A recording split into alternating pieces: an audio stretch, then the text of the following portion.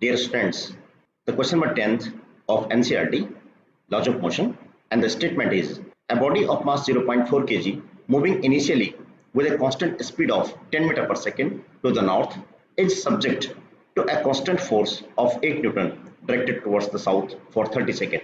Take the instant the force is applied to be t is equal to 0 and the position of the particle at that time to be x equal to 0. Predict its position at t is equal to minus 5 second, 25 second and 100 second. Let us solve the problem here. इस problem में आपको दे रखा है कि body का मास कितना 0.4 kg है. ओके, 0.4 kg हमारे पास मास गिवन है. उसने बोला है कि body is moving initially with constant speed of 10 metre per second to the north. Let it be north here. यहाँ क्या हो जाएगा, हमारे पास साउथ हो जाएगा. तो बॉडी नॉर्थ की तरफ चल रही है और विथ इनिशियल वेलोसिटी कितनी है, 10 मीटर पर सेकेंड. और उसने बोला है कि जो टाइम है ये टाइम 0 है, यानी जिस टाइम पे हम बॉडी के मोशन को ऑब्जर्व कर रहे हैं उसको हम 0 कंसिडर करेंगे. आगे बोलता है कि आपने एक कांस्टेंट फोर्स एक्ट किया है 8 Newton directed towards the south for 30 second. यहाँ डाउनवर्ड डायरेक्शन में एक फोर्स एक्ट हो गया, इसका मैग्नीट्यूड दे रखा आपको 8 न्यूटन. और ये जो फोर्स लगा है ये आपने फॉर 30 सेकेंड के लिए इसको यूज किया है इस बॉडी में. अब हम अच्छी तरह जानते हैं कि जब भी हम फोर्स अप्लाई करते हैं किसी बॉडी पे तो उस फोर्स की वजह से बॉडी में एक एक्सेलरेशन प्रोड्यूस हो जाता है, एक एक्सेलरेशन आ जाता है. यहाँ पे आपके पास फोर्स 8 न्यूटन है लेकिन ये साउथ की तरफ है और बॉडी का मोशन किधर है, नॉर्थ की तरफ है. देयरफॉर फोर्स को हम क्या ले लेंगे, -8 न्यूटन ले लेंगे. हम जानते हैं F equal to m a. F कितना आपके पास, -8. मास कितना बॉडी का 0.4 kg इंटू एक्सेलरेशन ए.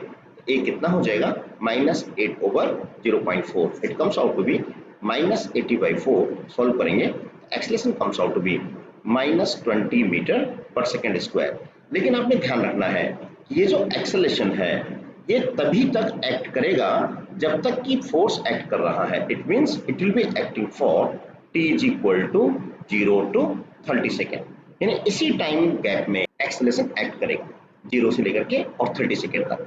अब प्रॉब्लम के अकॉर्डिंग आपको फाइंड आउट क्या करना है, आपको पोजीशन फाइंड आउट करनी है किस इंस्टेंट पे, t is equal to -5 second पे. इसको चेक करने के लिए जो फर्स्ट पार्ट है इसका हमें अज्यूम कर सकते हैं लेट इट बी. अभी ये जो इंस्टेंट है ये t is equal to 0 time हमने यहाँ अज्यूम कर दिया है. t is equal to -5 stand for वो 0 से पहले का इंस्टेंट होगा. यहाँ कहीं t is equal to -5 second यहाँ होगा. और सेकेंडली जो t is equal to 30 है वो यहाँ कहीं t is equal to 30 second यहाँ होगा, क्योंकि इधर हमारे पास पॉजिटिव सेंस है, इधर हमारे पास नेगेटिव सेंस है. अब यहाँ पे t is equal to -5 का मतलब ये हुआ कि ऑब्जर्वेशन टाइम से हम पहले इसको चेक करना चाहते हैं कि इसकी पोजीशन कहाँ पर होगी. तो first part is here for t is equal to -5 second. तो आप एक चीज देख सकते हैं यहाँ पे कि जो एक्सेलरेशन है वो मोशन में 0 से 30 सेकेंड तक है. यहाँ एक्सेलरेशन है, इससे पहले कोई एक्सेलरेशन नहीं है. यहाँ एक्सेलरेशन क्या हो जाएगा, 0 हो जाएगा. बॉडी का इनिशियल वेलोसिटी कितना दे रखा है, 10 मीटर पर सेकेंड दे रखा है. आपको पोजीशन निकालना है, आपका फॉर्मूला होता है S is equal to ut plus half a t square. आप सिंपली यूज कर दीजिए. S is equal to ut, u कितना 10 है, t कितना -5 है, plus half a t square. ये 0 हो जाएगा क्योंकि एक्सेलरेशन यहाँ पे नहीं है. ये टी स्क्वायर रहेगा, ये यहाँ पे ऑटोमेटिकली 0 हो जाएगा. S is equal to कितना हो गया, -50 metre. Is the displacement, is the position of particle at t is equal to -5 second. अब इसी डिस्कशन में आपका जो सेकेंड पार्ट है, बी पार्ट है, आपको पूछा गया है कि at t is equal to 25 second. तो बी पार्ट इज कंसर्न. तो बी पार्ट में आपको निकालना है at t is equal to 25 second. ये आपकी स्क्रीन पे है कि t is equal to 25 second में आपको पोजीशन को फाइंड आउट करना है.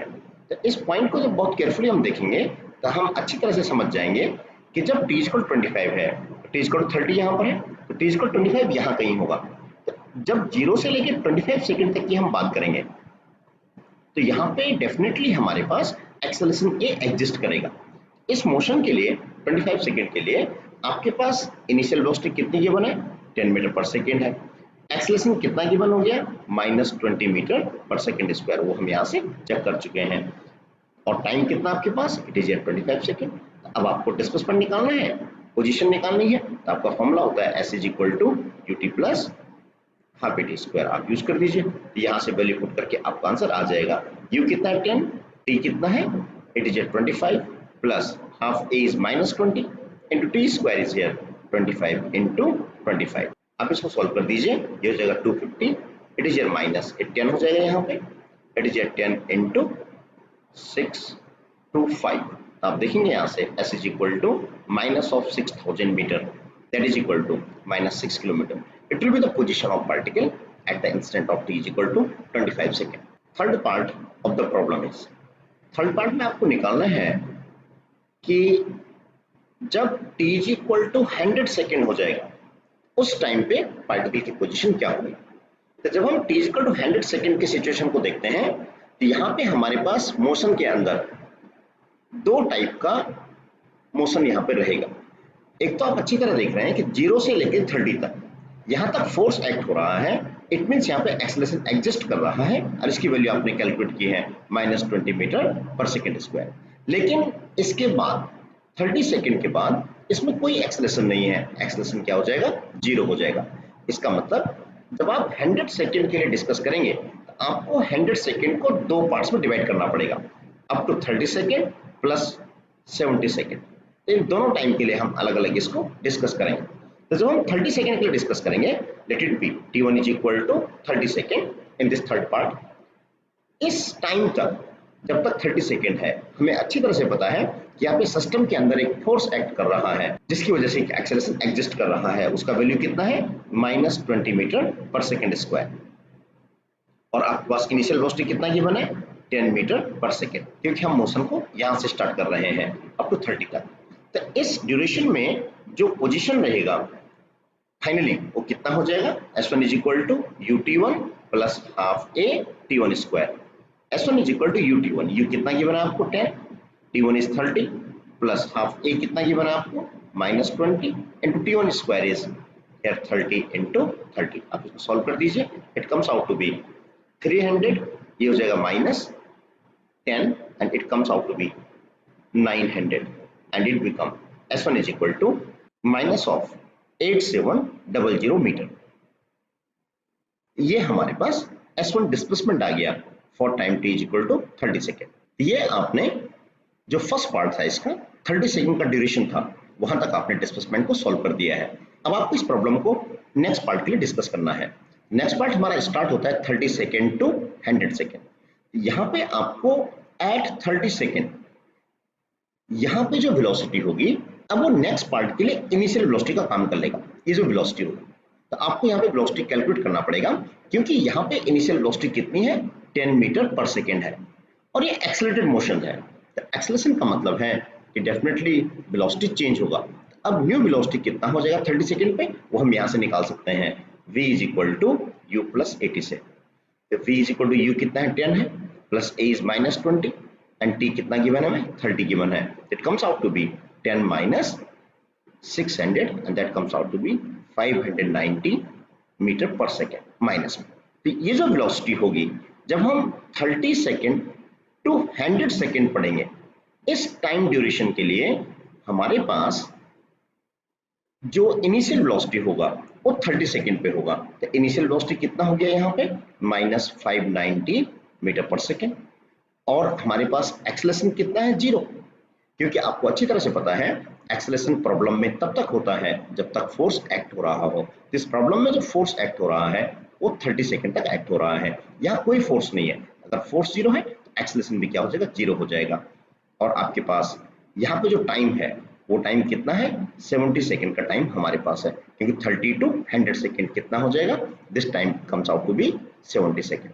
तो इस टाइम में कितना डिस्प्लेसमेंट हो जाएगा S2 is equal to ut plus half a t square. यहाँ पे हम t2 लिख सकते हैं इसको, क्योंकि 70 सेकेंड का टाइम हमें डिस्कस करना है। S2 equal to u is 590 minus में दे रखा है इंटू t2 कितना है 70 प्लस 0 हो जाएगा। तो S2 comes out to be here -41300 metre. In this way जो स्टार्टिंग का 30 सेकेंड था उसमें S1 डिस्प्लेसमेंट हुआ है और जो नेक्स्ट 70 सेकेंड है उसमें S2 डिस्प्लेसमेंट हुआ है। तो टोटल डिस्प्लेसमेंट कितना हो जाएगा, therefore S will be equal to S1 plus S2 and it comes out to be -8700 minus 41300, and that comes out to be minus of 50,000 meter, and that is equal to minus 50 kilometer. It will be the position after 100 seconds. Next question, question number 11th, laws of motion, NCERT. The problem is a truck starts from rest and accelerates uniformly with 2 meter per second square. At t is equal to 10 seconds, a stone is dropped by a person standing on the top of the truck, जो कि 6 meter high above the ground है. What are the velocity and acceleration of the stone as t is equal to 11 seconds? Neglect air resistance. अब इस problem में आपको given है कि truck है और ये truck t is equal to 0, जो इसका मोशन स्टार्ट होता है उस टाइम पे इसका एक्सेलरेशन कितना है, 2 मीटर पर सेकंड स्क्वायर है. राइट साइड को चलेगा, हॉरिजॉन्टली चलेगा, तो इसका एक्सेलरेशन आपको दे रखा है 2 मीटर पर सेकंड स्क्वायर, और आपको दे रखा है it start from rest, means initial velocity u is equal to 0. अब प्रॉब्लम ये है कि इसके टॉप पे यहाँ पे कोई आदमी खड़ा है, पर्सन इज स्टैंडिंग है, and the person just drop a stone, यहाँ से स्टोन को ड्रॉप करेगा, लेकिन वो स्टोन ड्रॉप कब करेगा, वो एट t इक्वल 10 सेकेंड, जब मोशन 10 सेकेंड का मोशन हो जाएगा उसके बाद ड्रॉप करेगा. इसका मतलब ये हुआ कि अभी इस आदमी ने, इस पर्सन ने एक स्टोन को होल्ड किया हुआ है. अब आप एक बात सोच सकते हैं, समझ सकते हैं कि जब यहाँ पे ये ट्रक आगे मूव करेगा, इसके साथ साथ ये आदमी भी ट्रक के साथ साथ मूव करेगा, क्योंकि ट्रक के ऊपर जस्ट खड़ा हो रखा है यहाँ पे. इसके हाथ में जो स्टोन है वो भी आगे की तरफ मूव करेगा. तो 10 सेकेंड तक मोशन को अगर हम स्टडी करते हैं तो आप ये देखेंगे कि हॉरिजॉन्टल डायरेक्शन में 10 सेकेंड के बाद जो वेलोसिटी होगी इस स्टोन की कितनी हो जाएगी आफ्टर 10 सेकेंड, क्योंकि ये राइट साइड को मूव कर रहा है. क्योंकि आपको निकालना वैसे 11 सेकेंड पे है, 11 सेकेंड पे आपको स्टोन की वेलोसिटी को कैलकुलेट करना है, लेकिन 10 सेकेंड के बाद स्टोन को ड्रॉप किया गया है. इसका मतलब 10 सेकेंड तक स्टोन भी राइट साइड में ही मूव करेगा. तो यहाँ पे अगर हम डिस्कस करें तो आफ्टर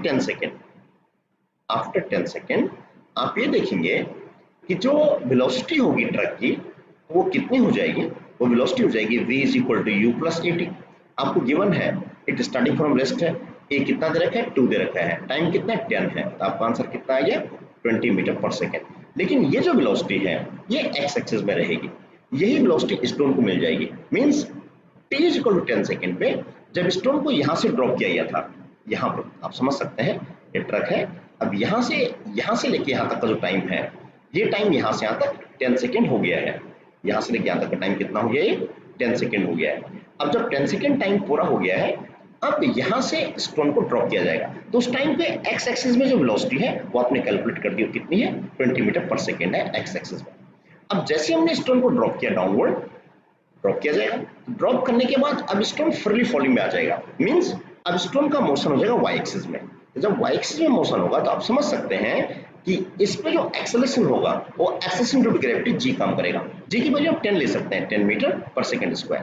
तो आप समझ सकते हैं कि आपको 11th सेकेंड में डिस्कस करना है stone at 10 t is equal to, आपको डिस्कस करना है what will be the velocity and acceleration of stone at t is equal to 11 second. आपने ये देखा कि यहाँ तक चलने में इसको 10 सेकेंड हो गए हैं, और ड्रॉप करने के बाद अब आपको 11 सेकेंड में डिस्कस करना है. इसका मतलब जब राइट साइड को हो गया है तो ये टाइम कितना हो गया, 10 सेकेंड हो गया. अब आपने जब ड्रॉप किया तो ये यहाँ से नीचे गिर जाएगा, अब यहाँ पे टाइम कितना हुआ 11 सेकेंड हुआ. अब आपको ये क्लियर करना है कि ये जो मोशन है फ्रॉम स्टार्ट यहाँ से लेकर के और यहाँ तक का जो मोशन है इसको टोटल 11 सेकेंड हुए. तो इस मोशन को कितना टाइम हुआ, डेफिनेटली इस मोशन को 1 सेकेंड का टाइम हुआ है जब ये वर्टिकली डाउनवर्ड मोशन में आया है ड्रॉप करने के बाद. ये बात आपको केयरफुली समझनी है, क्योंकि जो 11 सेकेंड है इसमें 10 सेकेंड प्लस 1 सेकेंड ऐसे लिखा जाएगा. अब 10 सेकेंड तक तो कैसे चल रहा था, स्ट्रेट चल रहा था. उस पर्सन ने यहाँ से स्टोन को ड्रॉप किया है, कितने टाइम में, t इक्वल 10 सेकेंड में. अब जब वो स्टोन नीचे गिरेगा अब उसके पास कितना टाइम है, 1 सेकेंड है, क्योंकि आपको 11 सेकेंड में स्टडी करना है. तो y एक्सिस में जो मोशन रहेगा वो कितने रहेगा, 1 सेकेंड के लिए पढ़ना पड़ेगा. एक्चुअल में ट्रक की जो वेलोसिटी है वो राइट साइड को है, हॉरिजॉन्टल डायरेक्शन में है. तो y एक्सिस में जब हम इसको स्टडी करेंगे तो इनिशियल वेलोसिटी क्या हो जाएगी, 0 हो जाएगी.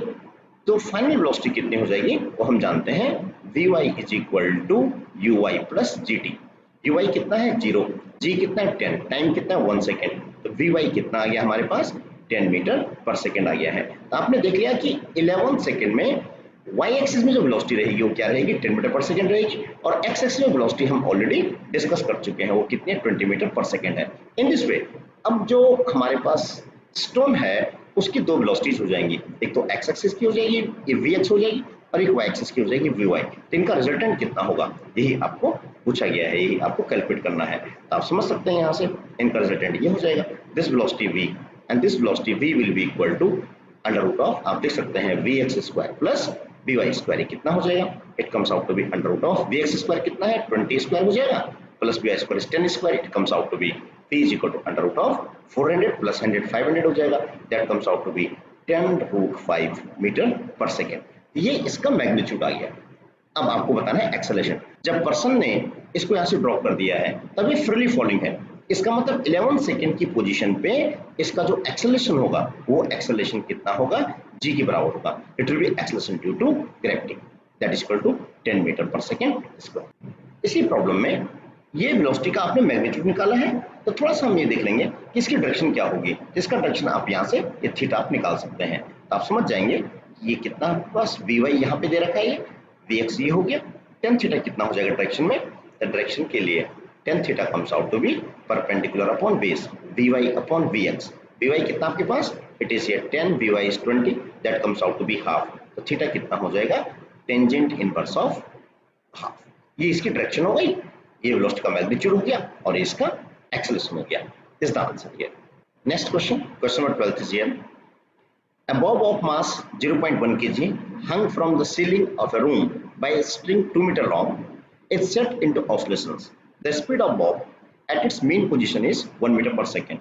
What is the trajectory of the bob if the string is cut when the bob is, first part is at one of its extreme position and B at its mean position. अब इस question में आपको statement में given है कि एक simple problem हमारे पास है, इसका जो बॉब है उसका मास भी आपको गिवन है और एज वेल एज मास भी आपको दे रखा है और स्ट्रिंग की लेंथ आपको दे रखी है 2 मीटर। लेकिन ये क्वेश्चन टोटली एक कॉन्सेप्चुअल बेस्ड क्वेश्चन है, एक सिंपल कॉन्सेप्ट बेस्ड क्वेश्चन है, तो आपको केयरफुली इसको आंसर देना है। तो जब यहाँ पे ये ऑसिलेट करेगा तो हम अच्छी तरह जानते हैं इसके ऑसिलेशन की नेचर कुछ ऐसी होगी, जब बॉडी ऑसिलेट करती है, सिंपल प्रॉब्लम ऑसिलेट करेगा तो उसके ऑसिलेशन इस तरह से होते हैं। हम अच्छी तरह जानते हैं कि यहाँ मीन पोजीशन पे, इसको बोलते हैं मीन पोजीशन, तो मीन पोजीशन का मीनिंग होता है उस टाइम पे इसकी स्पीड मैक्सिमम होती है, इसकी वेलोसिटी क्या रहेगी, ये मैक्सिमम रहेगी। और जब ये एक्सट्रीम पॉइंट पे आ जाएगा, ये एक्सट्रीम पॉइंट बोलते हैं इसको, एक्सट्रीम पॉइंट मींस जहां पे कि ये रेस्ट पे आ जाएगा, एक्सट्रीम पॉइंट है। तो आपकी स्टेटमेंट ये है कि अगर हम स्ट्रिंग को कट कर लें, जो स्ट्रिंग हमें गिवन है, ये आपको स्ट्रिंग दे रखी है जिसके थ्रू हमने इसको अटैच कर रखा है।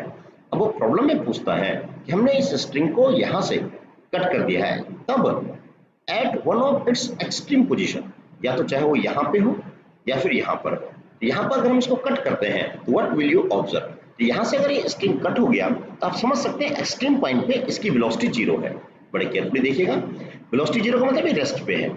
अगर ये रेस्ट पे है और आपने स्ट्रिंग को कट कर दिया तो इसकी कोई वेलोसिटी नहीं है और ये यहाँ से सीधे नीचे गिर जाएगा। इसका मतलब हुआ कि फर्स्ट पार्ट में इसका जो मोशन रहेगा, जब हम एक्सट्रीम पॉइंट पे इसको कट करेंगे, स्ट्रिंग को कट करेंगे, तो उस टाइम पे इसका मोशन वर्टिकली डाउनवर्ड रहेगा, वर्टिकली डाउनवर्ड, यानी सीधे ये स्ट्रेट लाइन में गिर जाएगा, वर्टिकली डाउनवर्ड। आपका क्वेश्चन यही पूछा हुआ है, what will be the trajectory, trajectory मतलब उसका मोशन क्या रहेगा, किस पाथ को फॉलो करेगा, तो वर्टिकली डाउनवर्ड हो जाएगा, that will be straight line.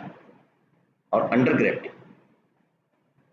Under gravity में ये मोशन में आ जाएगा। B part is concern, B part में आपको पूछा गया है कि एट इट्स मीन पोजीशन, कि अगर हम इसको यहाँ मीन पोजीशन पे कट कर लेते हैं, तो जब हम इसको मीन पोजीशन पे कट करेंगे तो आप समझ सकते हैं कि मीन पोजीशन पे यहाँ पे वेलोसिटी मैक्सिमम होती है और आपको दे भी रखी है, आपको वो वेलोसिटी उसने स्टेटमेंट में दे रखी है, it is 1 metre per second. तो जैसे ही हम इसको यहाँ से कट करेंगे तो आप ऑब्जर्व कर सकते हैं कि इसकी वेलोसिटी इस डायरेक्शन में थी, तो ये हॉरिजॉन्टल प्रोजेक्टाइल बन जाएगा। आप समझ सकते हैं यहाँ से कि जैसे ही आपने इसको यहाँ पे कट किया, क्योंकि इसका मोशन इस टाइम पे इस डायरेक्शन में था, तो ये इस तरह से जाकर के इस तरह से ऐसे करके नीचे गिरेगा। इसका मतलब इसका 2 डायमेंशनल मोशन हो जाएगा अंडर ग्रेविटी, क्योंकि फ्री हो चुका है, अंडर ग्रेविटी नीचे की तरफ गिर रहा है, तो इसकी जो ट्रेजेक्टरी होगी it will B parabola and that will B projectile motion. ये एक बेसिक क्वेश्चन था which is based on the basic concept motion in straight line and motion in 2 dimension। ये किस में रहेगा? 2D में रहेगा, और यहाँ पे किस में रहेगा? ये 1D में रहेगा। is the answer here। Next question is question number 13। The statement is a man of mass 70 kg stand on a weighing machine in a lift which is moving A part upward with uniform speed of 10 meter per second, B part downward with uniform acceleration of 5 meter per second square, C part upward with uniform acceleration of 5 meter per second square। What would be the readings on the scale in each case? और D part पूछता आपको what would be the reading if the lift mechanism failed and it halted down freely under the gravity। Let you answer this question। ये एक बहुत ही simplest question है। इस question में lift problem में हमें एक इंफॉर्मेशन रखनी पड़ेगी इनको सॉल्व करने के लिए। वो इंफॉर्मेशन होती है कि लिफ्ट में अगर कोई बॉडी रखी हुई है और अगर ये लिफ्ट अपवर्ड मोशन में है या फिर डाउनवर्ड मोशन में है, लेकिन इसकी वेलोसिटी कांस्टेंट है। अगर इसका वेलोसिटी हमें कांस्टेंट दे रखा है, चाहे अपवर्ड हो सकता है या डाउनवर्ड हो सकता है, इसका वेलोसिटी कांस्टेंट है। Velocity constant means acceleration zero हो जाएगा। यहाँ भी एक्सेलरेशन क्या हो जाएगा? जीरो हो जाएगा। इस कंडीशन में जो रिएक्शन फोर्स लगेगा वही हमारी रीडिंग होगी। यहाँ पे जो वेइंग स्केल हमने यहाँ पे यूज किया हुआ है, तो जो नॉर्मल रिएक्शन होता है ये, इसको मैंने आर से रिप्रेजेंट कर दिया है। अगर वेलोसिटी कांस्टेंट होती है तो उस टाइम पे are is equal to m g, यहाँ से हमें आंसर देना होता है। अगर बाय द वे यहीं पे किसी प्रॉब्लम में अगर इस तरह से है, ये लिफ्ट अपवर्ड चल रही है, इसका डायरेक्शन अपवर्ड है विद एक्सेलरेशन ए, तो उस टाइम पे जो ये बॉक्स हमने रखा हुआ है या कोई पर्सन यहाँ पे स्टैंडिंग है किसी वेइंग मशीन के ऊपर, तो उसकी जो रीडिंग होगी वो आर नॉर्मल रिएक्शन होगी और वो आंसर आएगा r is equal to m g plus a. यहीं पे अगर बाय द वे लिफ्ट ये डाउनवर्ड मोशन में आ रही है विद एक्सेलरेशन ए, लिफ्ट हमारे पास है, और यहीं पे ये कोई बॉक्स है या कोई मैन है और ये वेइंग स्केल पर खड़ा हो रखा है और इस moving lift is downward with acceleration a, तो उस कंडीशन में हमारा आंसर हो जाता है are is equal to m g minus a. और लास्ट में अगर ये मैकेनिज्म फेल हो जाता है तो उस टाइम पे फ्रीली फॉल हम उसको बोलते हैं। अगर ये फ्रीली फॉल हो जाता है, मैकेनिज्म अगर फेल हो गया तो फ्रीली फॉलिंग केस हो जाता है। तो फ्रीली फॉलिंग में हमारे पास एक्सेलरेशन जी हो जाएगा। अब क्योंकि बॉडी डाउनवर्ड आ रही है, आपका फॉर्मूला था are is equal to m g minus a. अब a is equal to g हो जाएगा क्योंकि फ्रीली फॉल हो गया, तो ये दोनों कैंसिल आउट हो जाएंगे और उस कंडीशन में आर क्या हो जाएगा? जीरो हो जाएगा। तो इन बेसिक कंडीशन पे बेस्ड ये क्वेश्चन है। अब इन कंडीशन को यूज करके हम इनको आंसर दे सकते हैं। फर्स्ट पार्ट में आपको दे रखा है कि lift is moving upward with uniform speed. Uniform speed मतलब इसमें एक्सेलरेशन नहीं है। तो इस सिचुएशन में आपके पास क्या होता है? Are is equal to m g होता है। तो आपका आंसर क्या हो जाएगा यहाँ पे? Are is equal to m g. Mass कितना है? 70 kg। जी कितना होता है? 10 ले लिया मैंने। It comes out to be 700 newton. ये हमारा आंसर आ गया। जो वेइंग स्केल है वो वेट में कितना रीडिंग देगा? 700 न्यूटन रीडिंग देगा। सेकेंड पार्ट, अब downward with uniform acceleration of 5 metre per second square. Downward में हमने केस अभी मेंशन किया था are is equal to m g minus a is equal to m कितना है? 70 है, जी कितना है? 10 है, माइनस 5 कितना हो जाएगा? 70 into 5 that comes out to be, ये आ जाएगा हमारे पास 350 न्यूटन। ये रीडिंग आ जाएगी वेइंग स्केल की। अगर हम इस नेक्स्ट केस को देखते हैं, इसमें लिखा हुआ है it is moving upward with uniform acceleration 5 metre per second square. It means r is equal to m g plus a. कितना हो जाएगा? 70 इंटू जी कितना हमारे पास? 10 प्लस 5। आप सॉल्व कर दीजिएगा, ये आ जाएगा 70 इंटू 15। सॉल्व कर दीजिएगा, कितना हो जाएगा? 1050 न्यूटन। ये हमारी रीडिंग आ जाएगी। और टी पार्ट में आपको पूछता है what would be the reading if the lift mechanism fail. अगर लिफ्ट मैकेनिज्म फेल हो जाता है तो इसको फ्रीली फॉलिंग बोलते हैं और उस टाइम पे नॉर्मल रिएक्शन जीरो हो जाएगा। Is the answer of the problem.